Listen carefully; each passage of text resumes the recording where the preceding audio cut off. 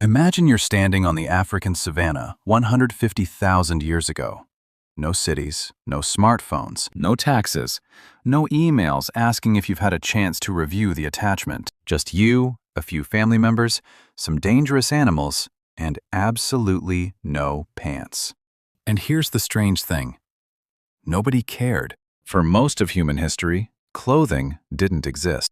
There were no shirts, no shoes, no jackets, no fashion trends, and certainly no designer brands charging the equivalent of a month's rent for a piece of fabric with a logo on it. Which raises an interesting question. If clothing is now so important, why did we start wearing it in the first place? The obvious answer seems easy. Because we got cold.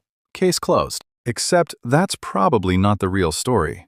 And once scientists started digging into the evidence, they discovered something genuinely unexpected. The earliest clue about human clothing didn't come from archaeology, it came from lice. But before we get to the lice, I need you to hold that thought, because the story behind it, it's way bigger than you think. Stick with me, we'll get there. But first, let me tell you something that'll make that lice story hit even harder. Humans are weird animals. Seriously, take a look at almost every large mammal on Earth. Lions have fur. Wolves have fur. Bears have fur. Then there's us, a species that somehow decided to remove most of its natural insulation. As early humans began spending more time running across open grasslands, thick fur became a disadvantage. Long-distance hunting requires endurance. Instead of fur, we evolved millions of sweat glands. Humans became incredible at regulating body temperature. A horse can outrun you. A cheetah can embarrass you. But after enough miles under the sun, both eventually need rest. Humans just keep jogging, slowly, relentlessly, like a biological software update that never stops downloading. For years, the explanation seemed obvious. Humans left Africa. Humans entered colder climates. Humans got cold. Humans invented clothes, until scientists noticed something strange. The timeline didn't fit. Evidence suggests humans may have started wearing clothing somewhere between 100,000 and 170,000 years ago. But large-scale migrations into colder regions happened much later. In other words, people were wearing clothes before they actually needed winter clothing.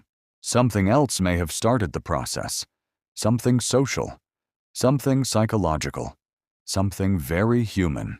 The lice that rewrote human history. This is where things get wonderfully weird. Humans host two main kinds of lice: head lice and body lice. Head lice live in hair. Body lice live in clothing. Specifically, they survive in the seams and folds of fabric. Body lice evolved from head lice.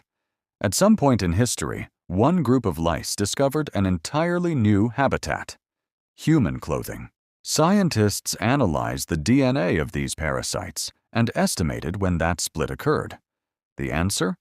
Roughly between 83,000 and 170,000 years ago, which means clothing must have already existed. Think about how incredible that is.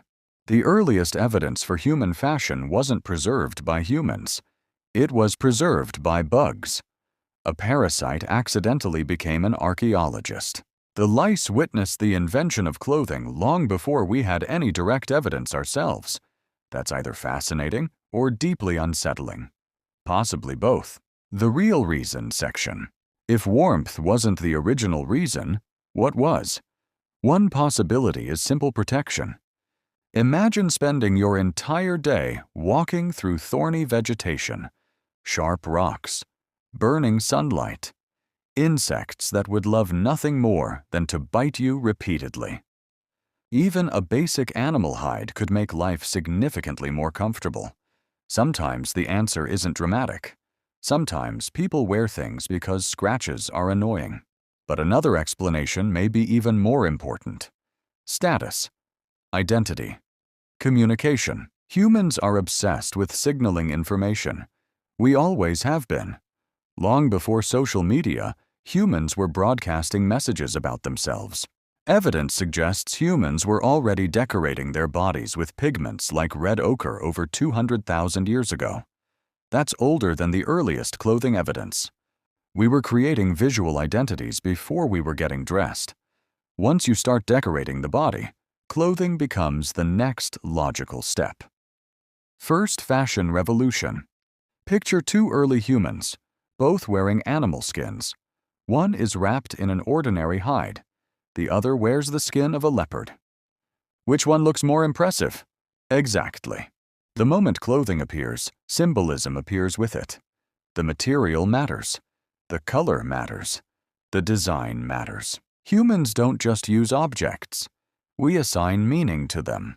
The first fashion industry may have begun tens of thousands of years before the first city was ever built. The invention that changed everything. Then, around 50,000 years ago, something remarkable appeared. Needles. Real needles. Not sharp sticks. Not pointed bones. Actual sewing needles with eyes designed for thread. That changed everything. Because a sewn garment fits better. It traps heat. It allows layering. A loose hide keeps you somewhat warm. A properly stitched outfit can keep you alive. One small piece of bone helped humans conquer entire continents. So why did humans start wearing clothes?